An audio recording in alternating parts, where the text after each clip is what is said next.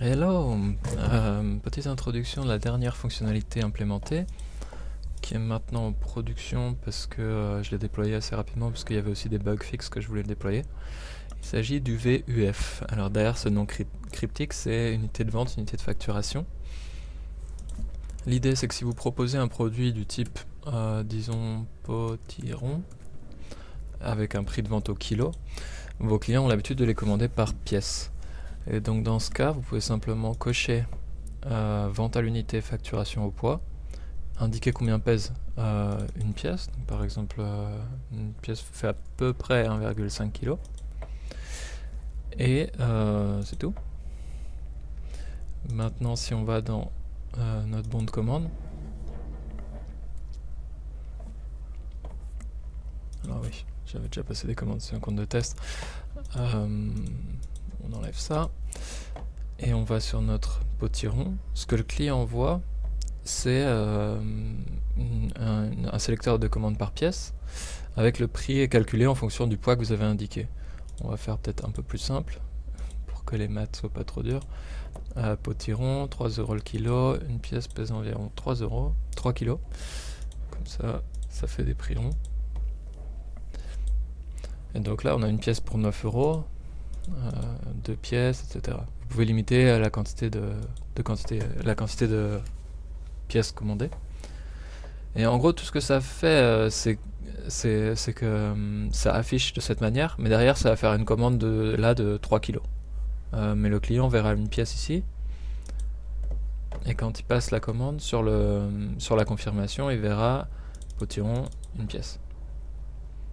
Et vous, dans votre interface de préparation, vous verrez pour le potiron une pièce totale à aller chercher au jardin et livrée 3 kg. Donc là, pour la quantité livrée, ça part du principe que vous allez indiquer en kilos.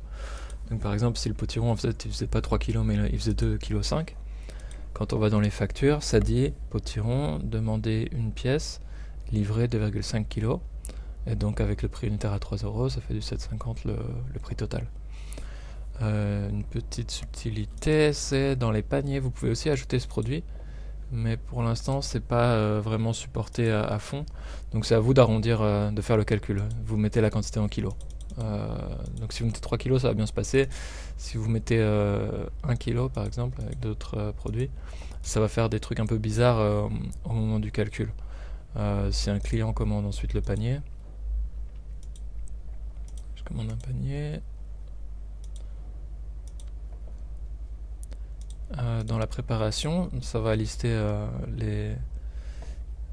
Pourquoi ça marche pas? Panier. J'ai une pomme. Potiron. Ah, c'est dans l'autre panier que j'ai mis ça. C'est l'autre panier qu'il faut que je commande. Panier de saison. C'est sûr, avec des noms aussi descriptifs, c'est assez facile de confondre. Donc dans notre préparation, on a maintenant potiron, une commande pour le panier et une commande individuelle. Donc là il a commandé une pièce, donc tout va bien, mais là pour le panier, puisque vous avez mis qu'un kilo, ça fait des 1,33 pièces. Le calcul ça pète un peu la tronche. Mais en gros, si vous avez des potirons qui font à peu près 3 kilos, autant mettre dans la quantité ici 3 kilos du coup. Après, rien ne vous empêche de mettre un demi-potiron ou quelque chose comme ça. Vous pouvez indiquer des quantités plus faibles. Voilà, donc ça c'est pour la nouvelle fonction principale. Et après, on a des petits bugs qui sont corrigés. Il y avait un bug sur l'affichage des nouvelles fonctionnalités du logiciel quand on était sur la page de copie d'une nouvelle semaine, et il s'affichait ici, c'était un peu bizarre. L'icône de notification était affichée à l'impression. Quand on faisait imprimer, cette icône se retrouvait en haut à droite de la page.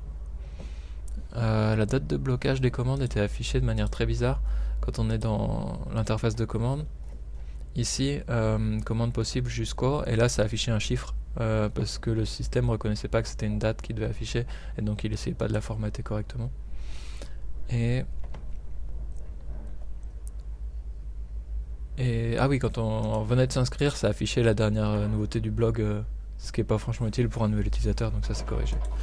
Voilà pour les fonctions. J'espère que j'ai pas eu trop de feedback négatif sur le nouveau look.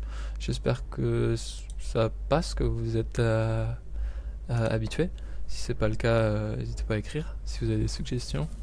Cette fonction de commande des courges, ça fait un moment qu'on me la demande et je pensais que ce serait assez compliqué. Et en l'occurrence, c'était un peu compliqué. Ça fout un peu ça touche à pas mal de trucs, pas mal de code qui a été modifié. Mais c'était assez rapide à implémenter. Ça va être plus du travail pour le maintenir derrière.